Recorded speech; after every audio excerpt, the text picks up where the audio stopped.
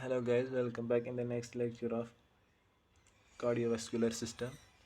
आज जो हम कंटिन्यू करेंगे, आज से हम ब्लड वेसल्स पढ़ेंगे। तो ब्लड वेसल्स का आप देख रहे होंगे, इसके 3 टाइप्स होते हैं। पहली जो होती है हमारे आर्टरी होती है, जो कि ऑक्सीजनेटेड ब्लड कैरी करती है कहाँ से कहाँ तक, हमारे हार्ट से लेकर हमारे कैपिलरीज तक ब्लड कौन ट्रांसफ़र करता है, हमारा आर्टरी। तो उसके बाद हमारी कैपिलरीज आती है। कैपिलरीज का मेन जो फंक्शन होता है, इनका मेन फंक्शन होता है एक्सचेंज में। मतलब ऑक्सीजन देना, कार्बन डाइऑक्साइड लेना, मिनरल्स वगैरह वगैरह देना और वेस्ट्स वगैरह लेना, फिर आगे जाकर ये वेन बनाती है। तो वेन का जो ब्लड होता है डीऑक्सीजनेटेड ब्लड होता है वेन में। जैसे कि यहाँ पर आप देख रहे होंगे, यहाँ से हमारी आर्टरी आ रही है, ये फिर आगे जाके ब्रांचेस दे रही है, बहुत सारी ब्रांच दे रही है। आगे ये प्लग्स बना रही है, हमारी आर्टरी प्लग्स बना रही है। ये जो प्लग्स होता है ये हमारा कैपिलरीज होता है। ये कहाँ होता है, हमारे टिश्यूज़ में होता है, ये टिश्यूज़ में होता है। तो ये बन गई हमारी कैपिलरीज फिर आगे जाकर यूनाइट करती है, तो आगे वेन बनाती है। टिश्यू से बाहर आ गई तो वेन बना रही है। अब वेन में डीऑक्सीजनेटेड ब्लड है, आर्टरी में ऑक्सीजनेटेड था, इसमें मिल के होता है। मतलब ये यहाँ से ऑक्सीजनेटेड ब्लड देती है और वहाँ से डीऑक्सीजनेटेड ब्लड लेती है और आगे चलती है।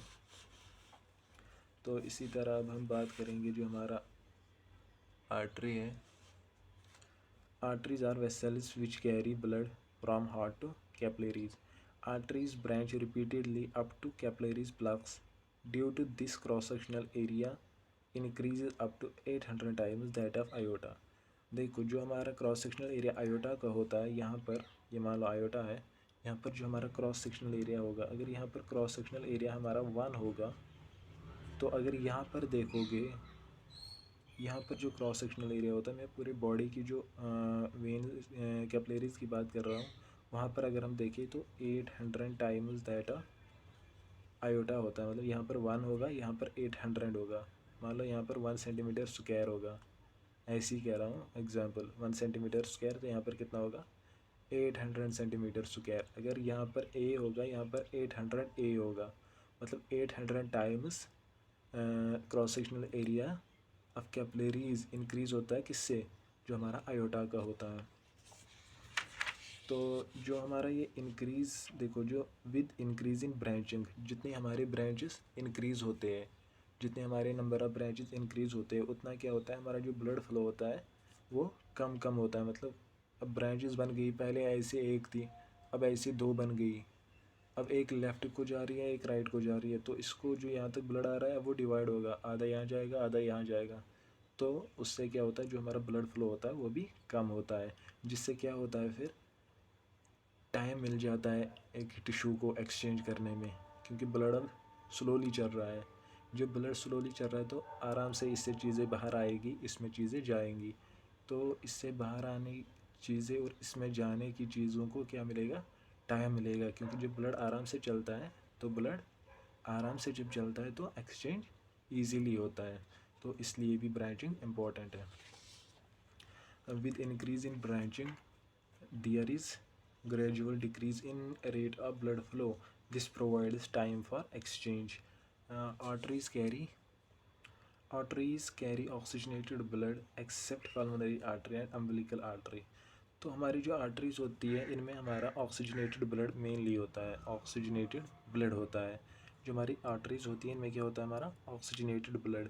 लेकिन एक्सेप्शन है, जो हमारी पल्मोनरी आर्टरी होती है, पल्मोनरी आर्टरी हमारी वो आर्टरी होती है जो हार्ट से, हमारे राइट वेंट्रिकल से ब्लड लेती है हमारी लंग्स को, तो वो ऑक्सीजनेटेड ब्लड लेती है।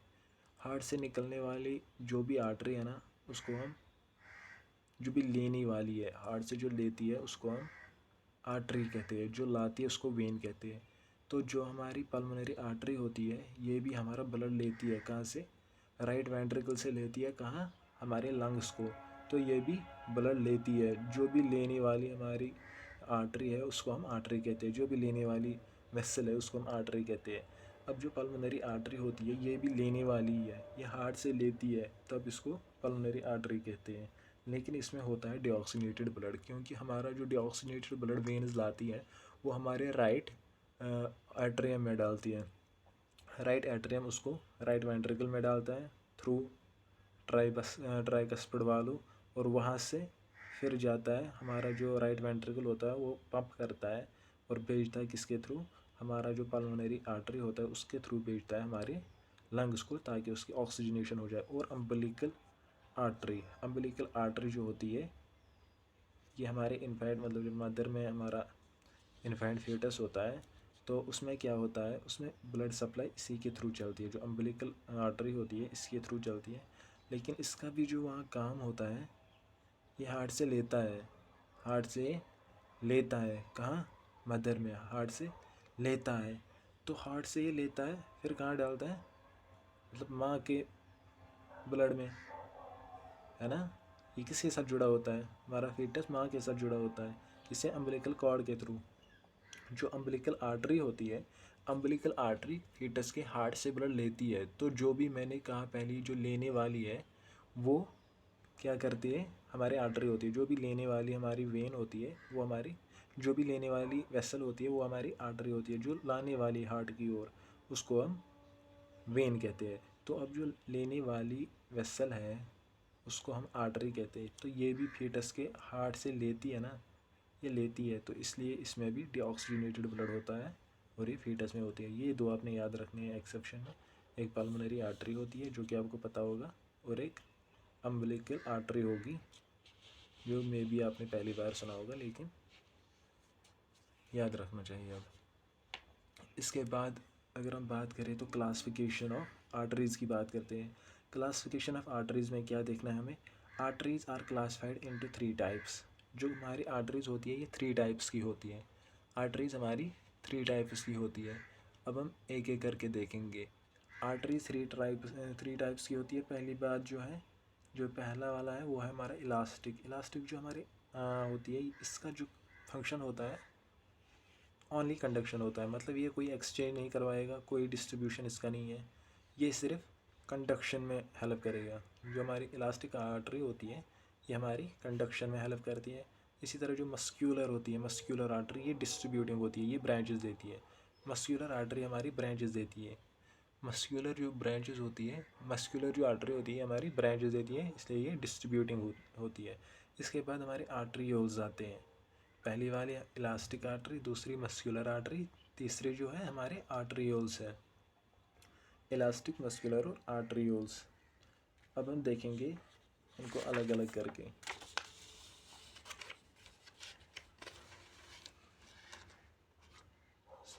सबसे पहले हम देखेंगे हमारे इलास्टिक आर्टरी।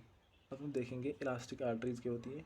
इलास्टिक आर्टरी का जो मैंने पहले ही बताया, इसका जो मेनली फंक्शन होता है वो सिर्फ कंडक्शन में होता है।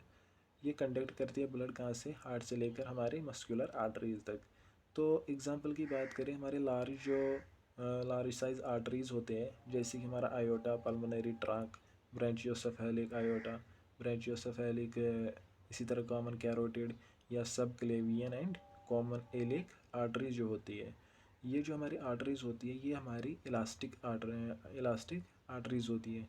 तो ये इलास्टिक क्यों होती है, क्योंकि ये सिर्फ कंडक्शन में हेल्प करती है, कोई ब्रांचिंग नहीं करती, कोई एक्सचेंज नहीं करती। तो इनका जो काम होता है मेनली क्या होता है, कंडक्शन में। तो जो भी बड़ी हमारी आर्टरीज होती है, जैसे कि हमारा आयोटा है, पल्मोनरी ट्रंक है, ब्रांचियोसेफेलिक आर्टरी है, कॉमन कैरोटिड आर्टरी है, सबक्लेवियन आर्टरी है, इलियक आर्टरीज है, तो इनका क्या काम होता है, सिर्फ कंडक्शन में काम होता है। इसके बाद हम जो दूसरी देखेंगे, दूसरे जो हमारे हैं वो हमारी मस्कुलर आर्टरीज़ है। तो अब हम मस्कुलर आर्टरीज़ की बात करेंगे। देखो जो मस्कुलर आर्टरीज़ हैं ये मीडियम साइजड आर्टरीज़ होते हैं। मीडियम साइजड, जो हमारे इलास्टिक आर्टरीज़ थे वो लार्ज साइज़ मैंने बताया। तो मस्कुलर जो आर्टरीज़ होती है ये मीडियम साइजड आर्टरीज़ होती है। डायमीटर जो इसका ल्यूमेन का होता है 2 to 10 मिलीमीटर होता है। जो डायमीटर इनका ल्यूमेन का होता है वो 2 to 10 मिलीमीटर होता है। इसी तरह these arteries regulate blood flow. इनका जो काम होता है ना, ये रेगुलेट करती है, कंट्रोल करती है ब्लड फ्लो को। मतलब एक ऑर्गन को कितना ब्लड चाहिए, एक टिश्यू को कितना ब्लड चाहिए उतना ही भेजती है। तो ये इनका स्पेशलिटी मान लो। जो ये आर्टरीज होती है इनके पास मतलब रेगुलेट करने के लिए सिस्टम होता है, इनका वॉल होता है वैसे ही मस्क्यूलर। तो ये रेगुलेट कर पाते हैं कि किस ऑर्गन या टिश्यू को कितना ब्लड देना है, कितना ब्लड फ्लो भेजना है आगे। तो ये जो इनका ये पावर है, रेगुलेटिंग का पावर, इसी के बेसिस पे इसको हम कहते हैं डिस्ट्रीब्यूटिंग आर्टरीज। तो ये डिस्ट्रीब्यूटिंग आर्टरीज होती है, मतलब इसको पता होती है कि किस टिश्यू को कितना ब्लड देना है, किस ऑर्गन को कितना ब्लड आगे भेजना है। इसके बाद जो हमारी तीसरी टाइप होती है वो हमारी आर्टरियोल्स होते हैं। आर्टरियोल्स का काम क्या होता है? आर्टरियोल्स का पहले डायमीटर देख लो, 50 to 100 माइक्रोमीटर होता है। जो हमारे आर्टरियोल्स का डायमीटर होता है 50 to 100 माइक्रोमीटर होता है। इसी तरह जो हमारे आर्टरियोल्स होते हैं, आर्टरियोल्स लेस देन 50 माइक्रोमीटर जो होते हैं, आर्टरियोल जिनका ल्यूमेन का डायमीटर 50 माइक्रोमीटर से कम हो, वो क्या होती है? हमारे टर्मिनल आर्टरियोल्स। वो हमारे टर्मिनल आर्टरियोल्स होते हैं। तो टर्मिनल आर्टरियोल्स के बाद हमारा जो कंटिन्यू होता है वो कैपिलरीज होता है, वो हमारा कैपिलरीज होता है। तो इसके बाद हम बात करेंगे अब कैपिलरीज की। कैपिलरीज क्या होती है? Continuation of terminal arterioles. जो कंटिन्यूएशन ऑफ टर्मिनल आर्टरियोल्स होती है वो हमारी कैपिलरीज होती है। अगर स्मॉलेस्ट ब्लड वेसल देखनी है, जो हमारी स्मॉलेस्ट ब्लड वेसल होती है उसका जो डायमीटर होता है ल्यूमेन का 8 माइक्रोमीटर होता है। उसका जो ल्यूमेन का डायमीटर होता है 8 माइक्रोमीटर होता है। तो they form plexus that that penetrates tissue supply. तो ये आगे क्या करते हैं? ये हमारे प्लेक्सिस बनाते हैं जो कि प्रोवाइड करते हैं किसमें? हमारे हमारे जो टिश्यूज़ होते हैं उसमें अंदर जाते हैं और ब्लड सप्लाई देती है। मतलब जो भी टिश्यू इसको सप्लाई करना है वहाँ जाकर ये प्लग्स बनाते हैं, उस टिश्यू के इर्द गिर्द प्लग्स बनाते हैं, उसके सेल्स में जाकर ये प्लग्स बनाते हैं। प्लग्स बनने से क्या होता है? हमारा एक तो इसका जो क्रॉस सेक्शनल एरिया होता है वो इंक्रीज़ होता है, जिस वजह से ईज़िली जो एक्सचेंज होता है वो होता है। दूसरा मतलब जो इसका प्लग्स बनने का जो मतलब होता है वो ये होता है क्योंकि ब्लड फ्लो जो होता है उसकी जो स्पीड होती है वो कम होती है। तो फिर ब्लड फ्लो जो चलता है वो धीरे धीरे चलता है, जिस वजह से टाइम मिलता है, जिस वजह से टाइम मिलता है एक्सचेंज के लिए। तो ये इसका दूसरा रीज़न था। इसके बाद हम देखेंगे जो साइट होती है, site of exchange of carbon dioxide, oxygen, fluids या वेरियस मॉलिक्यूल्स जितने भी ट्रांसपोर्ट होने हैं, जितने भी एक्सचेंज होने हैं, वो कहाँ पर होते हैं? बिटवीन ब्लड एंड टिश्यूज़ कहाँ पर होते हैं? वो हमारे कैपिलरीज में होता है। तो walls of capillaries is formed mainly by endothelial cells. जो हमारा वॉल होता है किसका? हमारे कैपिलरीज का किसका बना होता है? Endothelial cells. ये एंडोथेलियल सेल्स का बना होता है। एंडोथेलियल सेल क्या है? ये इथीलियम है, एंडोथेलियम। तो ये हमारा मतलब सिंगल लेयर से बना होता है। हमारा वॉल ऑफ कैपिलरी जो होता है सिंगल लेयर ऑफ सेल से बना होता है, मेनली किसे? हमारे एंडोथेलियल सेल से बना होता है, जिस वजह से ये इजीली ट्रांसपोर्ट करता है, इजीली एक्सचेंज करवाता है ब्लड और टिश्यू के दरमियान। तो इसके बाद अब बात करेंगे हम वेन्स की, क्योंकि आर्टरीज हमने देखा, कैपिलरीज हमने देखा, अब हम वेन्स देखे। तो वेन्स में क्या देखना है? वेन्स का जो काम होता है इनका टिश्यू से ब्लड वापस लाना, कहाँ तक? हमारे हार्ट तक इन्होंने ब्लड वापस लेना होता है। और देखो जो इसका हमारे वेन का जो वॉल होता है वो थिन होता है एज़ कम्पेयर टू आर्टरीज़। क्यों कम मतलब थिन होता है? वो इसलिए होता है क्योंकि जो हमारे आर्टरीज़ का ब्लड प्रेशर पीछे से होता है, जो कि लेफ़्ट वेंट्रिकल ब्लड पंप करता है, तो एक प्रेशर बन जाता है कितना? ऑलमोस्ट 120/80 mmHg बनता है। तो वो ब्लड इसको कंट्रोल करना होता है हमारे आर्टरी को, इसलिए इसका जो ब्लड, इसका जो वॉल होता है वो थिक होता है। अब आर्टरीज से ब्लड फिर आगे जाता है कैपिलरीज में, तो प्रेशर कम होता है। फिर कैपिलरीज से आगे जाता है हमारे वेन्स को, तो और कम होता है। तो वेन्स में उतना ज़्यादा प्रेशर नहीं होता कि वॉल को डैमेज होने का कोई खतरा है। तो उस वजह से इसका जो वॉल होता है वो थिन होता है, आर्टरीज का थिक होता है। क्यों? क्योंकि पीछे एक ब्लड प्रेशर होता है, वेंट्रिकल पीछे पंप करता है, तो एक प्रेशर बन जाता है जो कि इसको रेगुलेट करना होता है, कंट्रोल करना होता है आर्टरी को। तो वेन्स को उतना कोई ब्लड प्रेशर होता नहीं है पीछे से, इसका वॉल उतना थिक नहीं होता है, इसलिए तो ये ब्लड लेती है हमारे मतलब टिश्यूज़ से लेती है, फिर आगे जाकर ये किस में डालती है? हमारे लेफ्ट जो राइट एट्रियम होता है, राइट एट्रियम में डालते ही डीऑक्सीजनेटेड ब्लड कैरी करती है। तो वही हम देखेंगे।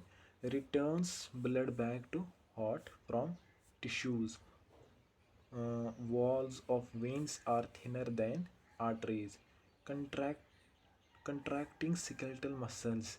देखो हमारे बॉडी में ज़्यादातर ये कहाँ पर हम देखते हैं, जो हमारी लोअर लिम्ब है, तो लोअर लंबरिकल में क्या हम देखते हैं, जो हमारी वेन्स होती है नीचे से जो ऊपर आती है हमारी वेन्स, उनमें देखो दो पॉइंट इसमें बताऊंगा, आपने याद रखने हैं। पहला जो पॉइंट्स होता है, जो वो वेन्स होती है जो हमारे लेफ्ट मतलब लोअर लंबरिकल में होती है, लोअर लिम्ब में होती है, उन वेन्स में हमारे एक तो वैल्यूज़ होते हैं।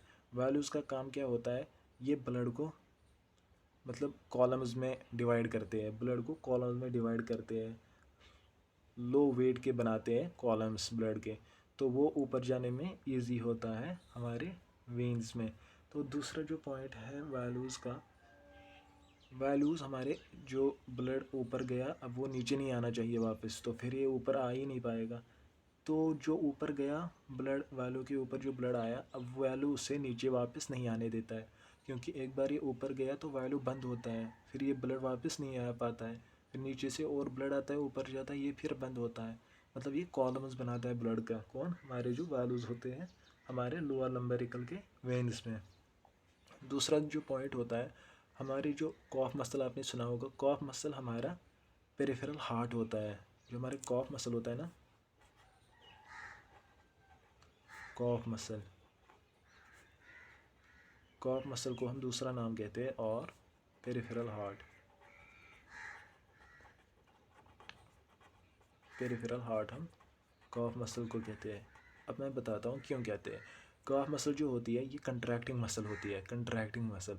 तो कंट्रैक्टिंग मसल का काम क्या होता है, देखो ये हमारा, ये मान लो ये हमारी वेन है, तो ये वेन के इर्द गिर्द ऐसे करती है, ऐसे जब ये ऐसे करते हैं ना, तो नीचे जो ब्लड जमा होता है ये प्रेस होता है, तो वो ऊपर आ जाता है, वो ऊपर आ जाता है, ये प्रेस होता रहता है ऐसे। कंट्रैक्टिंग जो मसल्स होती है ज़्यादातर हमारे कॉफ मसल्स होती है, जो कि पेरिफेरल हार्ट जिसको हम कहते हैं, तो ये ऐसे करते रहती है, जिस वजह से क्या होता है, जो नीचे ब्लड आ जाता है जमा होता है वो प्रेस होता है और वो ऊपर आ जाता है, तो फिर ये और खुल जाता है, उसमें और नीचे से ब्लड आता है और ऐसे होता है और ऊपर आ जाता है।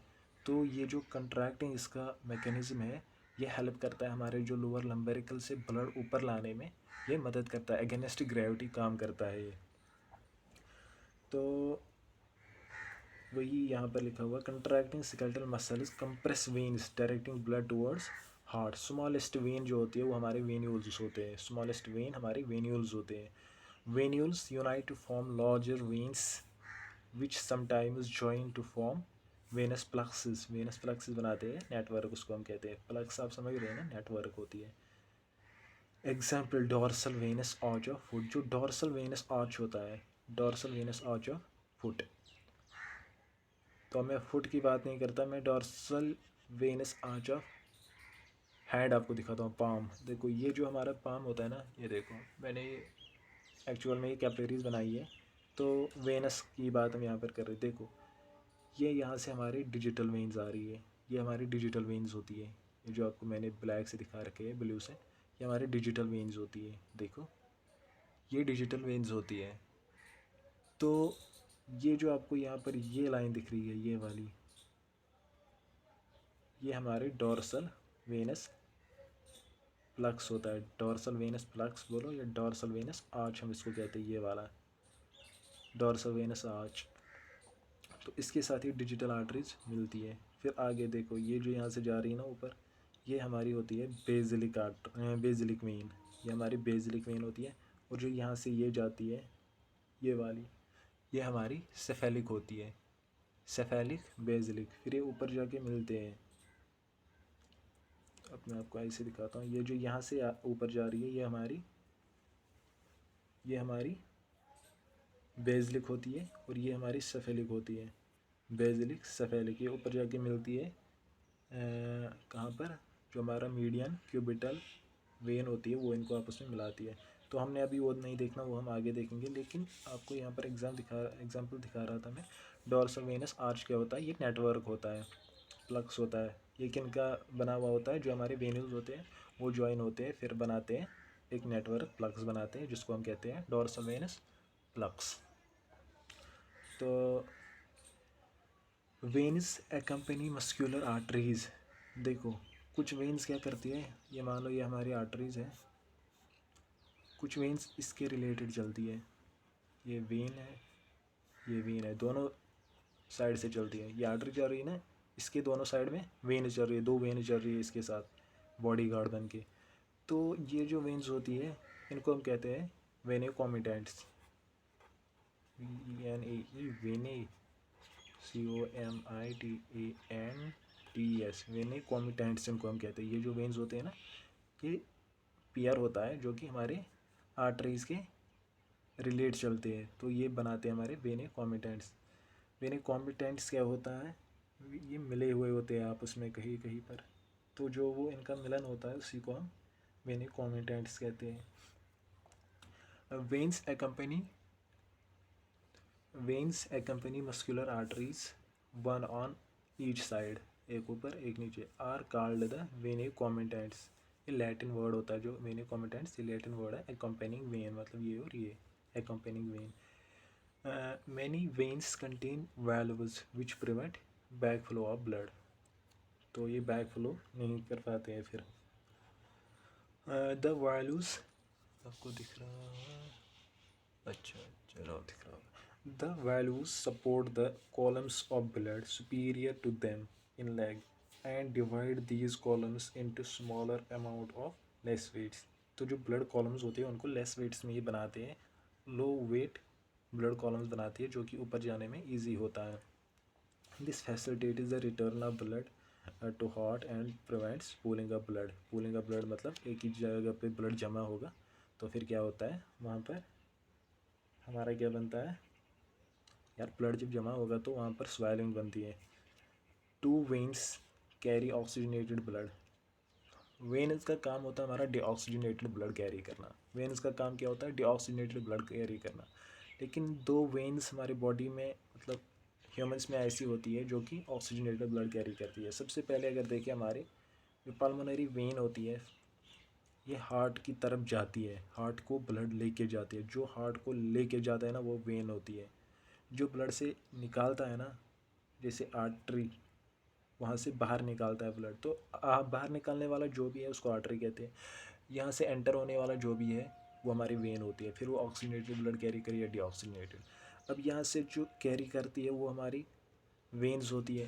तो जो पल्मोनरी वेन्स होती है ये ऑक्सीजनेटेड ब्लड आती है कहाँ से, हमारे लंग्स से।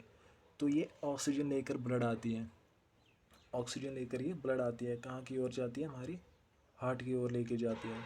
तो ये क्या बनाती है, हमारी पल्मोनरी वेन होता है, इसमें ऑक्सीजनेटेड ब्लड है, लेकिन लेती है ये हार्ट की तरफ, तो वेन हम इसको कहते हैं। पल्मोनरी वेन मतलब ऑक्सीजनेटेड ब्लड कैरी कर। इसी तरह हमारा अम्बिलिकल वेन जो होती है, अम्बिलिकल वेन हमारी मदर के हार्ट से जाती है, मतलब मदर के बॉडी से जाती है ऑक्सीजनेटेड ब्लड लेकर, कहाँ, हमारे फीटस के हार्ट तक, हमारे फीटस के हार्ट तक ये ऑक्सीजनेटेड ब्लड लेके जाती है। इसी तरह जो हमारी अम्बिलिकल आर्टरी होती है वो फीटस के हार्ट से निकलती है, तो जो हार्ट से निकलती है वो हमारी आर्टरी होती है, जो हार्ट को लेकर जाती है वो हमारी वेन होती है। तो अब जो अम्बिलिकल वेन है ये हार्ट तक जाती है, ये मदर से जाती है हार्ट तक, लेकिन ये ऑक्सीजनेटेड ब्लड लेके जाती है, तो जाती है हार्ट तक तो वेन हुई। अगर हार्ट से निकलती होती तो आर्टरी होती, जैसे हमारे अम्बिलिकल आर्टरी थी वो हार्ट से निकलती है, लेकिन उसमें डीऑक्सीजनेटेड ब्लड था, तो इसमें हमारा ऑक्सीजनेटेड ब्लड होता है।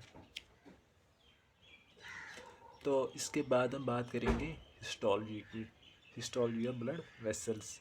तो हिस्टोलॉजी ऑफ ब्लड वेसल्स में हमने क्या देखना है, जो हमारी वेसल्स होती है उनमें ल्यूमिन होता है, एक ल्यूमिन होता है, उनमें ल्यूमिन होता है, कुछ में बड़ा होता है, मतलब जिनका ल्यूमिन कैपिलरी से बड़ा होता है उनमें ऑलमोस्ट सेम पैटर्न होता है हिस्टोलॉजी का। कैपिलरीज़ को छोड़कर, कैपिलरीज़ में हमारा थिन वाल होता है एंडोथीलियम का बना हुआ, कैपिलरीज़ को छोड़कर हमारी जो आर्टरीज़ हुई,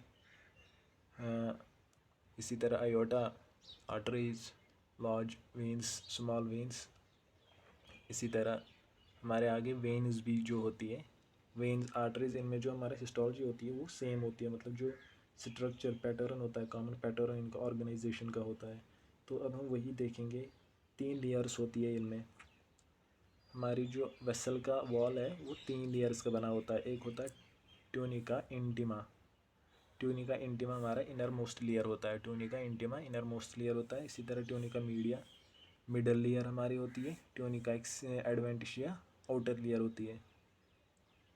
tunica intima inner most layer, tunica media middle layer होती है, ट्यूनिका एडवेंटिशिया हमारी आउटर लेयर होती है। ये 3 लेयर होती है हमारी जो ब्लड वेसल होती है उसमें। Tunica intima inner most, second जो होती है हमारी ट्यूनिका मीडिया, तीसरी जो होती है हमारी ट्यूनिका एडवेंटिशिया होती है जो कि आउटर मोस्ट होती है। अब हम इनको एक एक करके देखते हैं। उससे पहले मैं आपको डायग्राम दिखाता हूँ इसकी।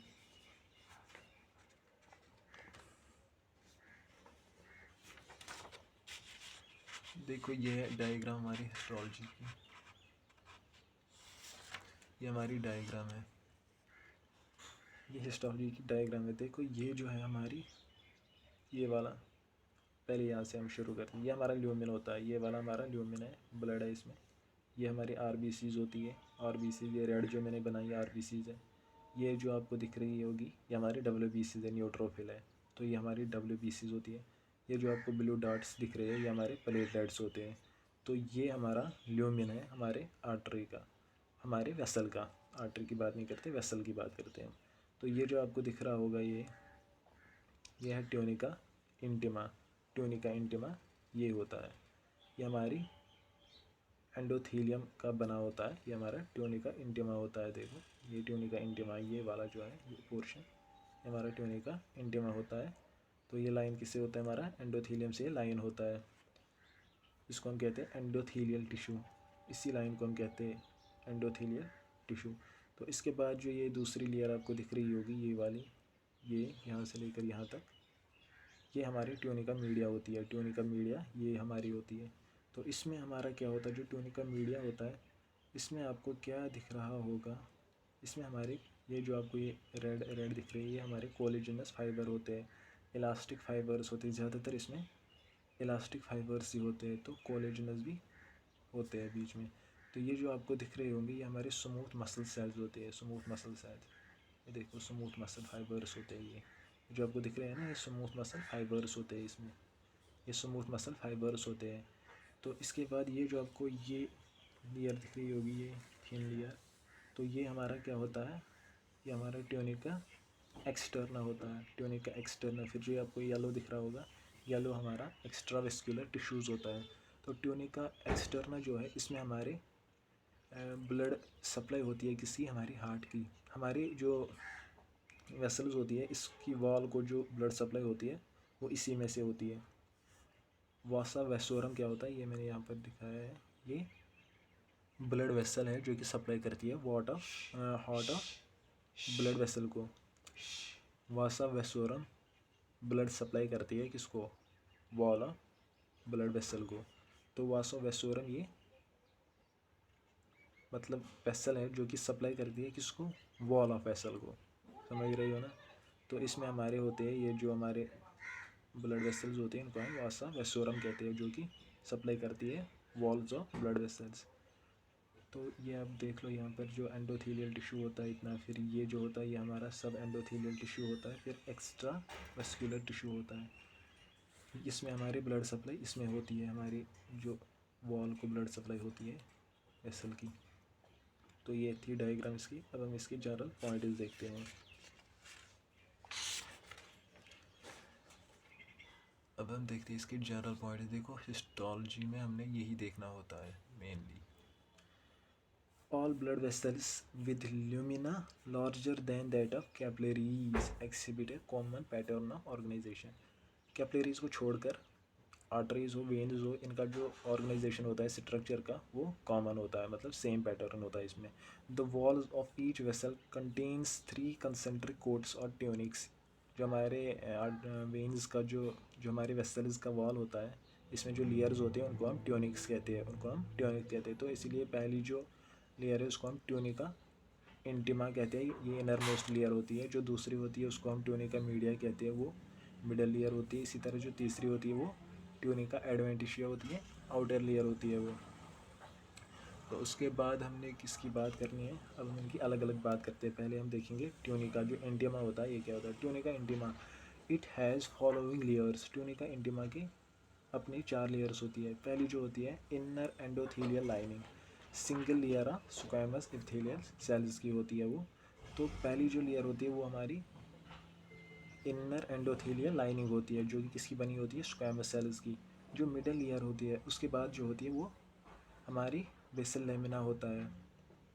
बेसल लेमिना किन के नीचे होता है, हमारा जो एंडोथेलियल होता है उसके नीचे हमारा बेसल लेमिना होता है, उसके नीचे हमारा सब endothelial layer fibro elastic tissues की होती है।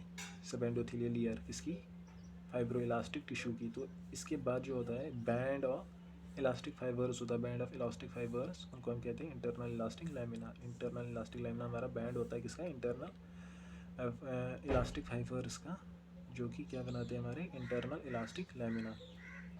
इसके बाद हम बात करेंगे हमारे ट्यूनिका मीडिया की। अब हम बात करेंगे ट्यूनिका मीडिया। ट्यूनिका मीडिया क्या होता है, ट्यूनिका मीडिया जो होता है ये made of chiefly smooth muscle का बना होता है। जो स्मूथ मसल फाइबर्स होते हैं उनका बना होता है हमारा tunica media, which are circularly arranged. तो ये सर्क्यूलरली अरेंज्ड होते हैं। It in addition middle layer has elastic fibres and collagenous fibre. जो ट्यूनिका मीडिया होते हैं इसमें दोनों फाइबर्स होते हैं, इलास्टिक फाइबर्स भी होते हैं, कोलाजिनस फाइबर्स भी होते हैं, जो कि मैंने डायग्राम में दिखाए थे। तो इसके बाद हमारी रहती है ट्यूनिका एडवेंटिशिया। ट्यूनिका एडवेंटिशिया क्या होती है अब हम वो देखेंगे। देखो ट्यूनिका एडवेंटिशिया क्या होती है, principally composed of fibroelastic tissue. जो ट्यूनिका एडवेंटिशिया होता है इसमें मेनली फाइब्रो इलास्टिक टिश्यूज ही होता है। Most of collagenous fibres run parallel to long axis of vessel. मतलब ये अगर हमारी एक्सीज ऑफ वेसल है तो इसके पैरेलल ही चलती है हमारे क्या, कोलेजिनस फाइबर्स। इसके बाद closest to media there may be concentration of elastic fibres which is called external elastic membrane.